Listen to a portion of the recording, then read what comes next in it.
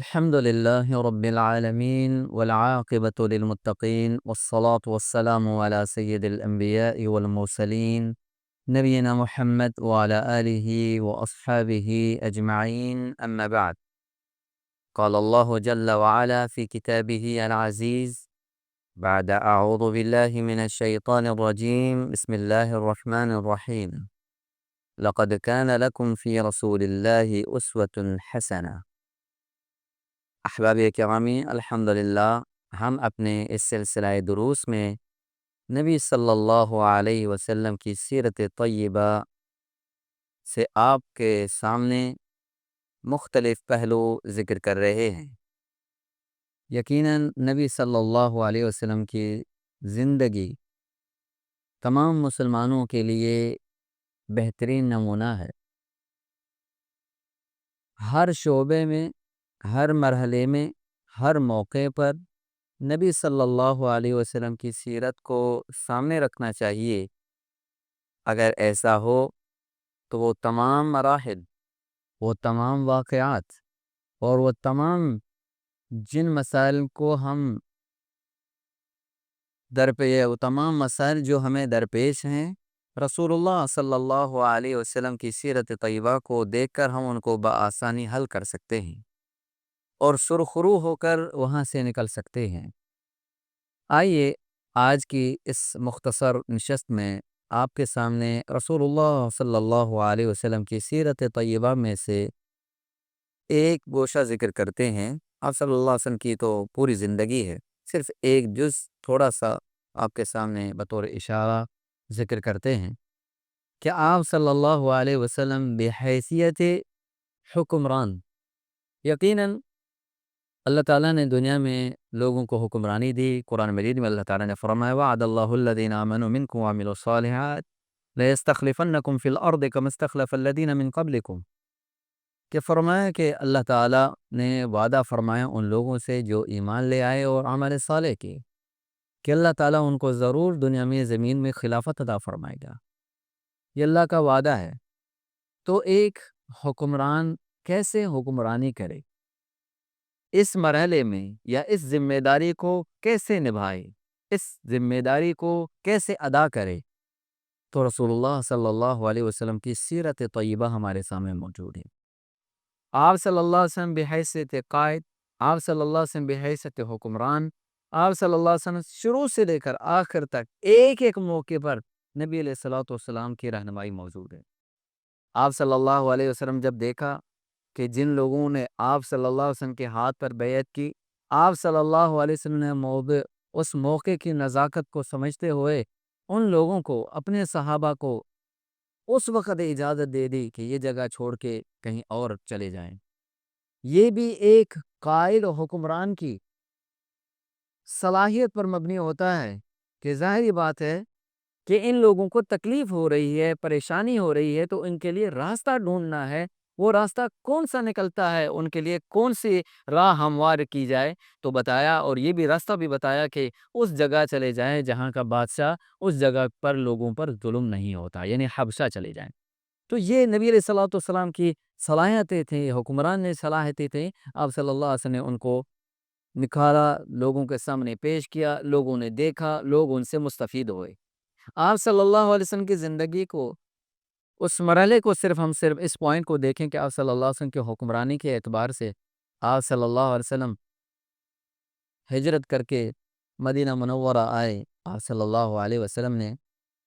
مدینہ منورہ پہنچتے ہوئے ایک قائد کی حیثیت سے، ایک لیڈر کی حیثیت سے، ایک حکمران کی حیثیت سے، کہ ماحول کے اندر عرب آپس میں لڑے ہوئے ہیں، اہل مدینہ آپس میں لڑے ہوئے ہیں، باہر سے یہودیوں کا ان پر دباؤ ہے۔ اب ظاہری بات ہے مسلمانوں کی پوزیشن ایسی نہیں ہے کہ وہ سب چیزوں کو اپنے ہاتھ میں کنٹرول کر لیں، تو رسول اللہ صلی اللہ علیہ وسلم جاتے ہی میثاق مدینہ کا ایک عہد ان کے سامنے رکھا، جو 47 دفعات پر مشتمل تھا، جس میں کتنے قبائل کے ساتھ ایک معاملہ معاہدہ ہو چکا تھا، یہود کے ساتھ اور بھی قبائل تھے جن کے ساتھ نبی علیہ الصلوۃ والسلام کا معاہدہ ہوا۔ یہ صرف معاہدہ نہیں بلکہ دنیا جانتی ہے جو 47 دفعات ہے۔ حقیقت میں یہ ایک ایسا موضوع ہے جس کو مستقل ذکر کیا جائے کہ آپ صلی اللہ علیہ وسلم نے وہ میثاق مدینہ کیسے ذکر فرمایا، یعنی کیسے اس معاہدے کو طے فرمایا اور لوگوں کے سامنے ذکر کیا۔ تو یہ بھی آپ صلی اللہ علیہ وسلم کے حکمرانی کا ایک نمونہ ہے جو آپ صلی اللہ علیہ وسلم نے امت کے سامنے پیش کیا۔ پھر وہ لوگ جن کے پاس آپ صلی اللہ علیہ وسلم پہنچے وہ تو آپس میں ہی لڑ پڑے تھے، آپس میں ہی ان کی لڑائیاں تھیں، تو آپ صلی اللہ علیہ وسلم نے ان میں محبت اور اخوت کا درس دیا۔ پھر لوگوں کو آپ دیکھیں، مکہ سے لوگ ہجرت کر کے مہاجرین مدینہ آئے انصار کے پاس،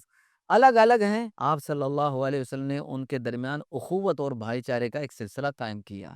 تاکہ محبت کا ایک سلسلہ جاری رہے۔ پھر ایک سسٹم بنایا کہ مسلمان کہیں پر بھی ہو، دنیا کے کسی کونے پر ہو، کہ جسد واحد، آپ صلی اللہ علیہ وسلم نے ایسی تربیت فرمائی اور فرمایا کہ تمام مسلمان دنیا کے کسی کونے پر ہی کیوں نہ ہو لیکن وہ ایک جسم کے مانند ہے۔ اگر جسم کے کسی ایک عضو میں، ایک جسم کے ایک حصے پر تکلیف ہو تو پورا جسم تکلیف محسوس کرتا ہے، اس تکلیف کی وجہ سے پوری رات جاگتا رہتا ہے۔ یعنی تکلیف تو اگر پاؤں میں ہو تو آنکھیں نیند نہیں کر پاتی، پورے جسم کو راحت نہیں آتی۔ تو فرمائیں یہ مسلمانوں کی آپ صلی اللہ علیہ وسلم نے تربیت فرمائی، حکمرانی کے اعتبار سے کیسے ان کے آپس میں محبت اور بھائی چارہ قائم کیا۔ آپ صلی اللہ علیہ وسلم نے صرف حکمرانی یہاں تک نہیں تھی، آپ صلی اللہ علیہ وسلم کی قائدانہ صلاحیت یہ تھی، لیڈرشپ یہ تھی کہ آپ صلی اللہ علیہ وسلم نے جب انتظام سنبھالا تو جب وہ موقع آیا تو آپ صلی اللہ علیہ وسلم نے وہ تمام چیزیں امت کے سامنے کر کے دکھائیں۔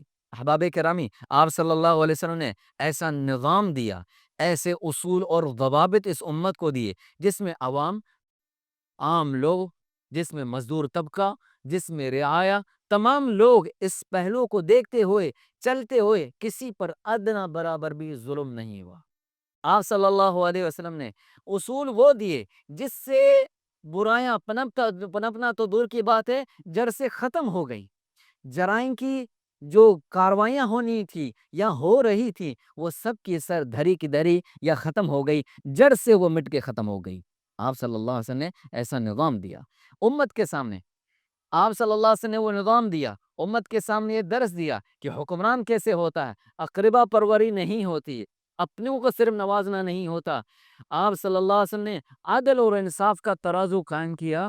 بنو مخزوم کی ایک عورت جب چوری ان سے صادر ہوئی، ثابت ہو گئی تو حکم ہوا، آپ صلی اللہ علیہ وسلم نے حکم فرمایا کہ اس کا ہاتھ کاٹا جائے۔ تو قبیلہ بنو مخزوم، اس کی ایک شہرت تھی، ایک بڑا نام تھا، انہوں نے کہا اگر اس کی جگہ پر پیسے دیے جائیں، اس کا معاملہ مالی طور پر ادا کر دیا جائے، معاوضہ دیا جائے تاکہ عورت کا ہاتھ نہ کٹے۔ سبحان اللہ، رسول اللہ صلی اللہ علیہ وسلم کے پاس آنے والے اسامہ بن زید ہیں، زید رضی اللہ تعالیٰ عنہ، جن کو رسول اللہ کا منہ بولا بیٹا کہا جاتا تھا۔ اسامہ کو رسول اللہ صلی اللہ علیہ وسلم محبت کیا کرتے تھے، فرمایا کرتے تھے،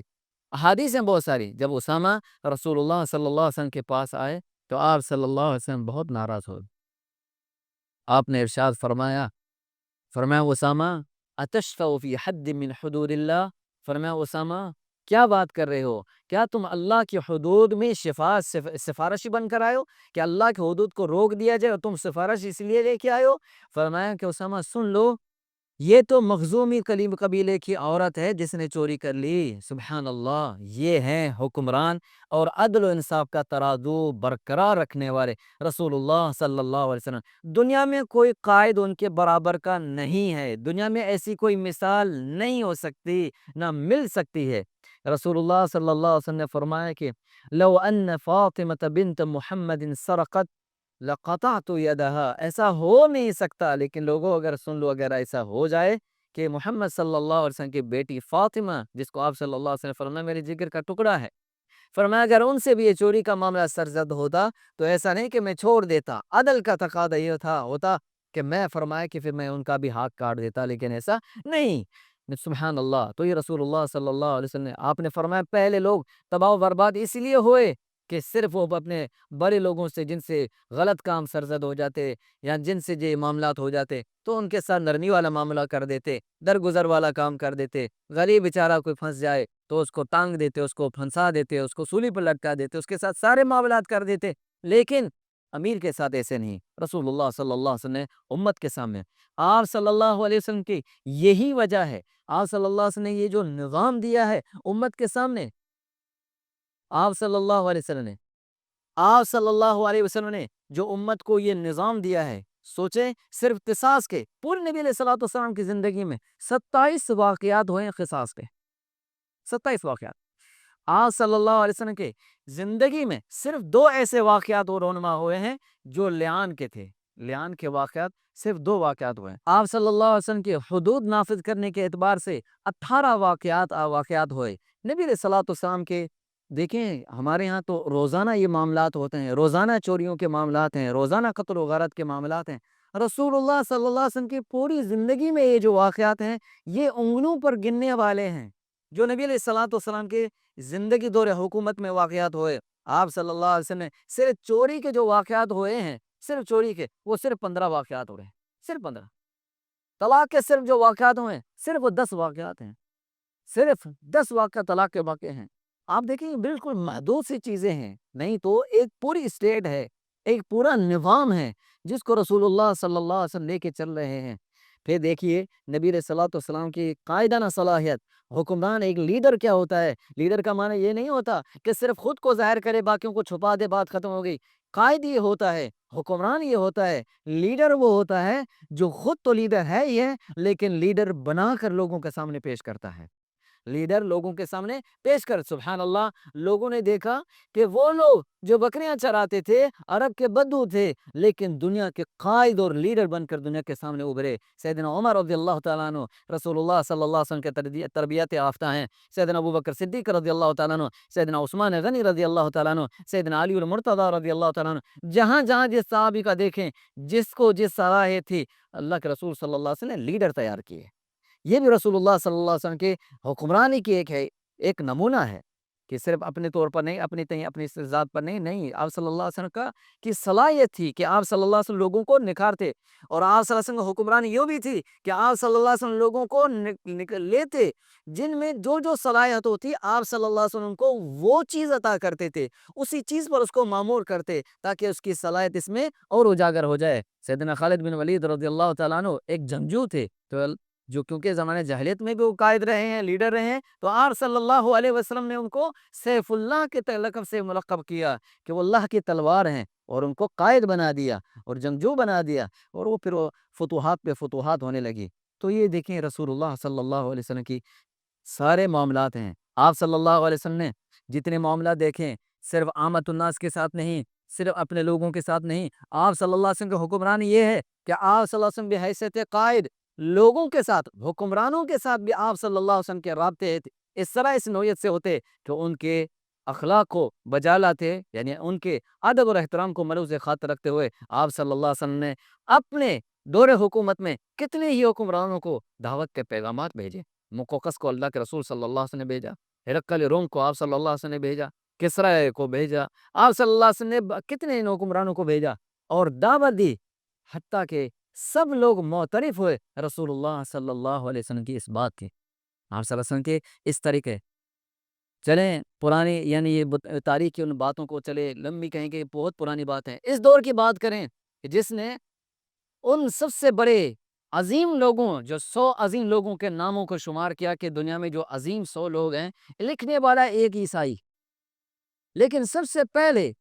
اگر اس نے لکھا ہے کسی کا نام تو وہ رسول اللہ صلی اللہ علیہ وسلم کا نام ہے، وہ عیسائی۔ کس اعتبار سے؟ جب پوچھا گیا، حالانکہ وہ عیسیٰ علیہ الصلوۃ والسلام کا نام لکھ سکتا تھا، تیسرے نمبر پر رکھا، کیوں عیسیٰ علیہ الصلوۃ والسلام کو تیسرے نمبر پر رکھا اور رسول اللہ صلی اللہ علیہ وسلم کو پہلے نمبر پر رکھا؟ وجہ کیا ہے؟ جب ان سے پوچھا گیا، وضاحت ہوئی اس کی کہ رسول اللہ صلی اللہ علیہ وسلم کی زندگی کا کوئی، کیونکہ آخرت کا ہو یا اس چیز کے ساتھ ان کا تعلق نہیں ہے، وہ رسول اللہ صلی اللہ علیہ وسلم کی ان ظاہری زندگی کو دیکھتے۔ آپ صلی اللہ علیہ وسلم نے زندگی کیسے دیکھی، ان کے آپ صلی اللہ علیہ وسلم کی حکمرانی کیسے دیکھی کہ 23 سال کے اندر آپ صلی اللہ علیہ وسلم مکہ سے مدینہ ہجرت کر کے آئے، مکہ فتح ہو گیا، آپ صلی اللہ علیہ وسلم مکہ کے اندر داخل ہوئے، فاتحانہ انداز میں ایک انداز تھا۔ آپ صلی اللہ علیہ وسلم اس سے پہلے صلح حدیبیہ کے حصے تھے، آپ صلی اللہ علیہ وسلم ایک معاہد کے اعتبار سے، صلح کرنے کے اعتبار سے، قائد کے اعتبار سے، لیڈر کے اعتبار سے وہاں کھڑے ہیں۔ بظاہر تو ایسا لگ رہا تھا کہ شرطیں شاید پوری کی پوری مخالفت میں ہیں، اسلام کے مخالفت میں ہیں، لیکن قائد یہ ہوتے ہیں، حکمران رسول اللہ صلی اللہ علیہ وسلم جیسا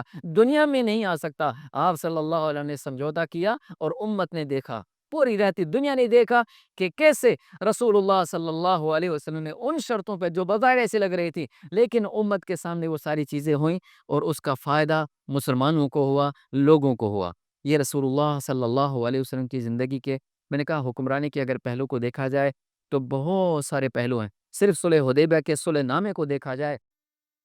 جو آپ صلی اللہ علیہ وسلم نے سلو کی یا شرائطیں تھے وہی ہیں، آپ صلی اللہ اس واقعے کو صرف سامنے رکھا جائے تو پھر بھی نبی علیہ الصلوۃ والسلام کے حکمرانی کی حیثیت ہمارے سامنے آ جاتی ہے۔ بہرکیف کہنے کا مقصد ہے کہ رسول اللہ صلی اللہ علیہ وسلم کے